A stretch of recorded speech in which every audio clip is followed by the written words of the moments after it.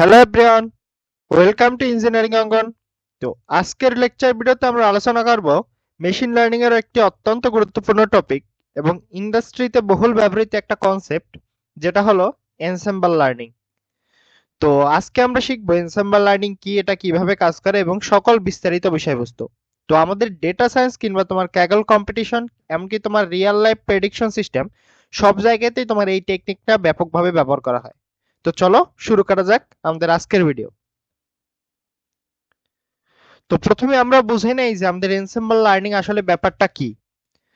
Ensemble learning is a machine learning technique where multiple models, often called weak learners, are combined to create one highly accurate model, যেটাকে আমরা বলি stronger learner. আচ্ছা, তো ensemble learning হইলো তোমার একটা machine learning technique যেখানে তোমার একাধিক মডেল, যেগুলোকে সাধারণত আমরা কি বলি, উইক লার্নার বলি, কি বলি, উইক লার্নার বলি, সেগুলোকে তোমার একত্রিত করা হয়।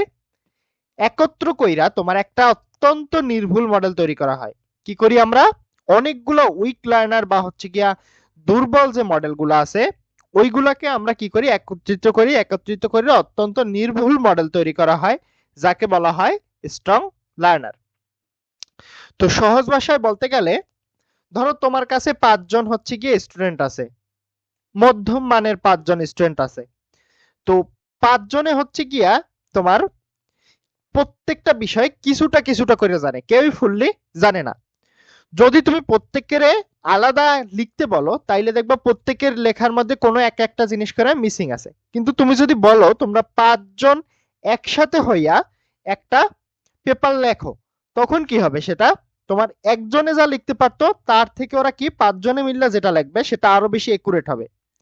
ঠিক তেমন ভাবে তোমার একাধিক মডেলের সম্মিলিত সিদ্ধান্ত তোমার একক মডেলের চেয়ে অনেকটা ভালোভাবে কাজ করে। কি বলছি আমি, তোমার একাধিক মডেলের যে সম্মিলিত সিদ্ধান্ত সেটা তোমার একক মডেলের চেয়ে ভালো কাজ করে। তো এটার কোর আইডিয়া মানে হচ্ছে আমাদের মূল ভিত্তি কি, উইজডম অফ দ্য ক্রাউড, কি জনসমষ্টির জ্ঞান।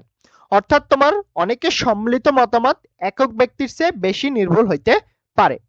তো যদি আমি বাস্তব জীবনের উদাহরণ দিতে চাই, asking a team of doctors for a medical diagnosis is usually more accurate than asking just one doctor. আচ্ছা, তো বাস্তব জীবনের উদাহরণ দেওয়ার জন্য, ধরো তোমার কোনো একটা জটিল রোগের জন্য তুমি ডাক্তারের কাছে গেছো। এখন তুমি কি হয়েছে, তুমি একজন ডাক্তারকে না দেখাইয়া তুমি কি করছো, এর পরিবর্তে 5 জন বিশেষজ্ঞ ডাক্তারের মতামত নিছো। তাহলে কি রোগ নির্ণয়ের সম্ভাবনা আরো বেশি বাইরে গেছে না? ওই একজনকে দেখাই তুমি যেই স্যাটিসফ্যাকশনটা পাইতা বা যেটা পাইতা, তুমি তার চেয়ে কি একসাথে যে 5 জন ডাক্তারের মতামত নিতো সেখানে কি রোগ নির্ণয়ের সম্ভাবনা আরো বেশি বাইরে গেছে। তো এনসেম্বল লার্নিং ঠিক এই একই ধারণার উপর ভিত্তি করে সাধারণত কাজ করে। তো এরপর আছে আমাদের why do we need it. আচ্ছা, এখন প্রশ্ন হলো যে এনসেম্বল লার্নিং আমাদের কেন দরকার। প্রথম কারণটা কি, better accuracy. It gives better predictions than any single model. আচ্ছা, এটা তোমার একক মডেল অনেক সময় ভুল করতে পারে। যদি একক মডেল কোন একটা প্রেডিকশন দেয় সেই সময় তার ভুল হইতেই পারে, কিন্তু তোমার একাধিক যদি মডেলের গড় নেই আমরা, সেইটাই সিদ্ধান্তের মানটা সঠিক হওয়ার সম্ভাবনা অনেকটা বেশি। তাই প্রেডিকশনে তোমার আরো নির্ভুল করে, প্রেডিকশনটাকে কি আরো বেশি নির্ভুল করে। তারপর দ্বিতীয় বিষয় হলো রিডিউসেস ভেরিয়েন্স, যেটাকে বলি আমরা overfitting. Makes the model more stable on new unseen data. আচ্ছা, তো ভেরিয়েন্স বলতে বোঝায় মডেল কতটা ডেটার ছোট ছোট পরিবর্তনের উপর নির্ভর করছে। ভেরিয়েন্স কি, মডেল কতটা ডেটার ছোট ছোট পরিবর্তনের উপর নির্ভর করতেছে। ওভারফিটিং হইলে তোমার মডেল ট্রেনিং ডেটায় ভালো কাজ করলেও নতুন ডেটায় খারাপ কাজ করে। তোমার এনসেম্বল বিশেষ করে তোমার যে একটা টেকনিক আছে বেগিং, বেগিং পদ্ধতি কি করে, এই সমস্যাটাকে তোমার কমায় এবং মডেলকে আরো বেশি স্টেবল কইরা তোলে। তো বেগিং সম্পর্কে আমরা পরবর্তীতে কথা বলবো। এবার আমাদের তৃতীয় বিষয় হলো reduces bias underfitting helps the model capture complex pattern. আচ্ছা, বায়াস তোমার যদি বেশি হয়ে যায় তাহলে কি করে, মডেল জটিল প্যাটার্নটা ধরতে পারে না। তো বুস্টিং এর মতো পদ্ধতি দুর্বল মডেলগুলোকে কি করে ধাপে ধাপে শক্তিশালী করে তোলে, ফলে আন্ডারফিটিং কমে যায়। এরপর আমাদের চতুর্থ বিষয় হলো robustness.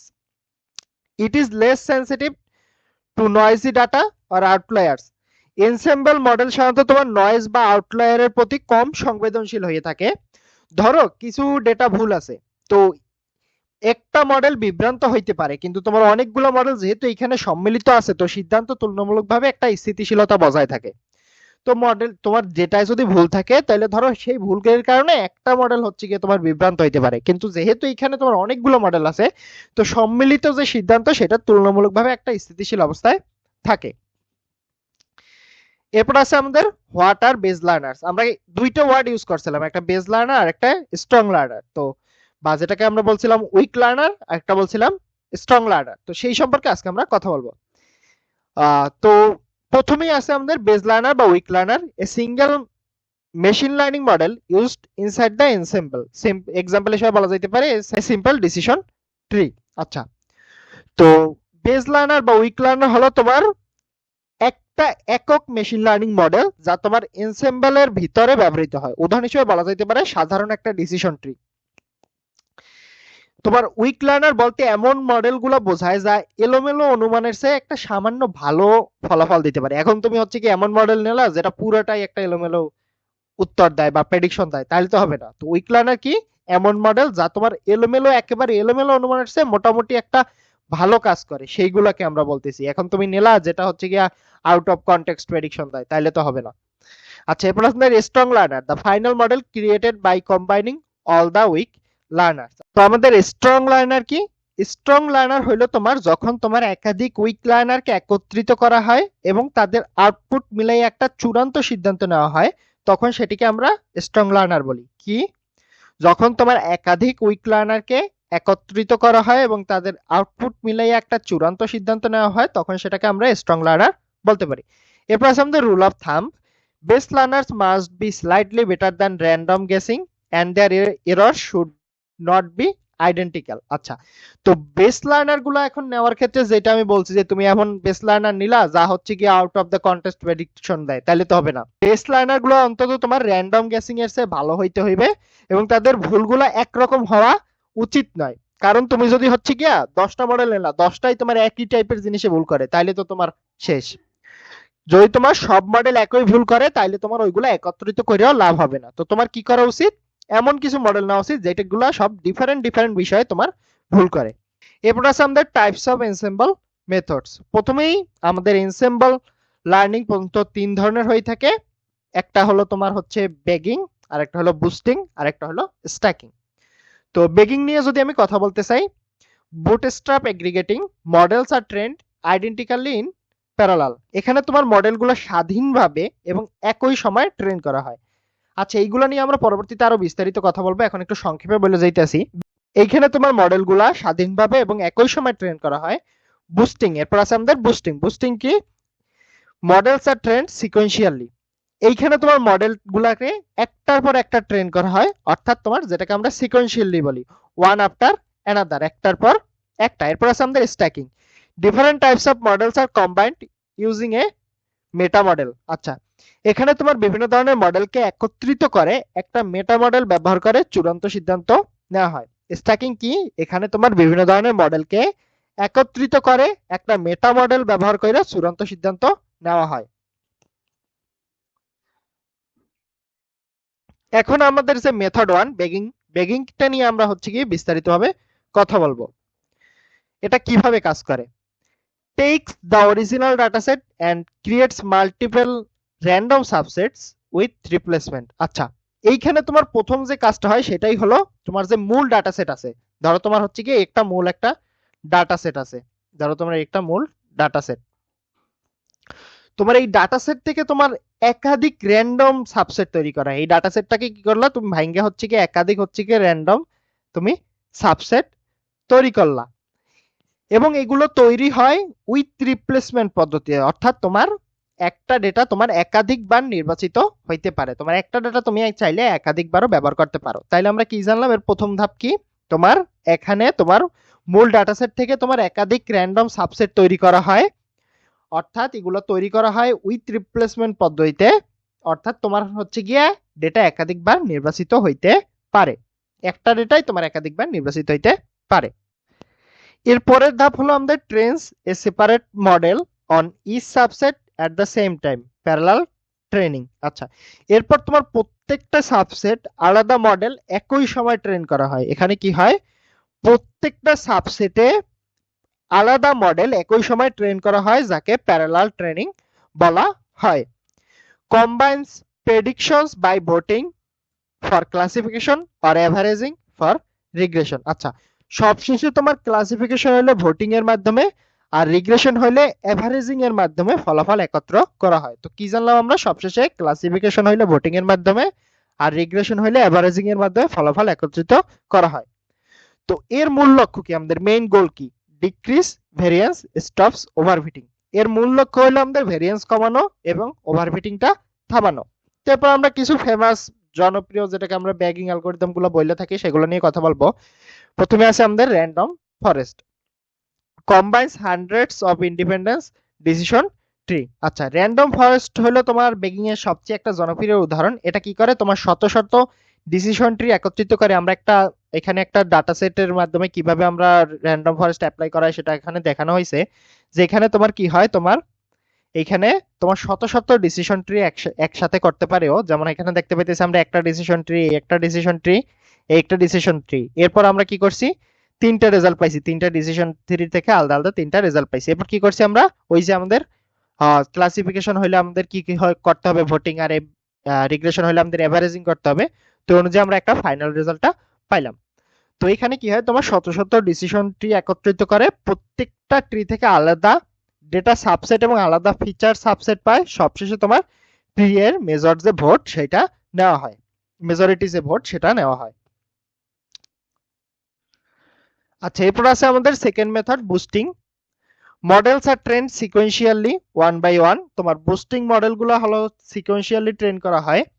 Model 2 tries to fix the mistake made by model 1, model 3 fix mistakes made by model 2 and so on। এখানে কি বুঝাইছে? ধরো তোমার প্রথম মডেল কিছু ভুল করছে, দ্বিতীয় মডেল কি করবে? সেই ভুলগুলো ঠিক করার চেষ্টা করবে। আবার দ্বিতীয় মডেল যে ভুলটা করবে ওইটা ঠিক করার চেষ্টা করবে তৃতীয় মডেল। এইভাবে তোমার ধাপে ধাপে এটা শক্তিশালী মডেলটা তৈরি করা হয়। তো এর মূল লক্ষ্য কি? Decreases bias. এর মূল লক্ষ্য হলো বায়াস কমানো।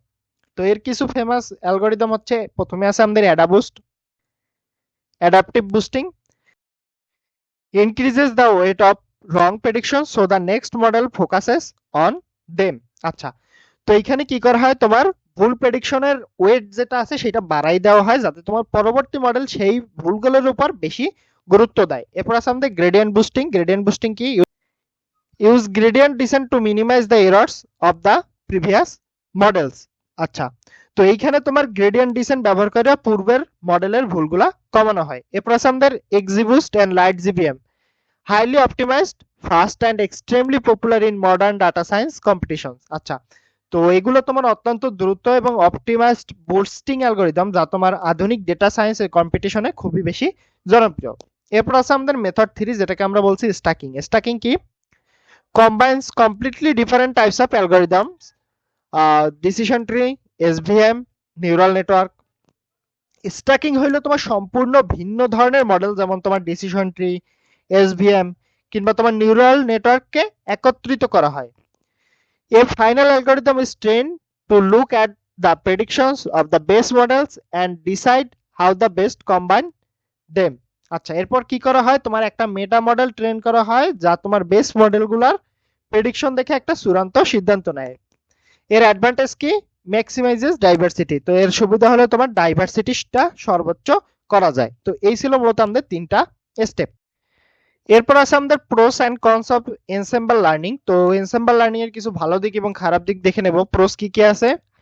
Highest accuracy among standard ML algorithms, can handle complex non linear relationships, less prone to overfitting.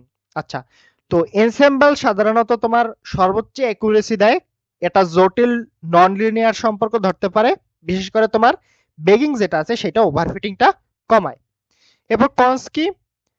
Computationally expensive, takes more time and memory to train, black box, very hard to explain why the model made a specific decision, loss of interpretability। আচ্ছা, এটা তোমার হচ্ছে গিয়ে computationally অনেক expensive, বেশি সময় লাগে এবং মেমোরি লাগে। এছাড়া এটা কেন একটি নির্দিষ্ট সিদ্ধান্ত নয় সেটা ব্যাখ্যা করা অনেকটা কঠিন। তো আজকে আমরা কি শিখলাম? আজকে আমাদের ভিডিওতে আজকে আমরা শিখলাম এনসেম্বল লার্নিং কি, কেন দরকার, বেজ লার্নার কি, স্ট্রং লার্নার কি এবং বেগিং, বুস্টিং, স্ট্যাকিং এর পার্থক্য। তো মনে রাখবা তোমরা হচ্ছে কি একাধিক মডেলের সম্মিলিত শক্তি হলো তোমার এনসেম্বলের মূল ভিত্তি।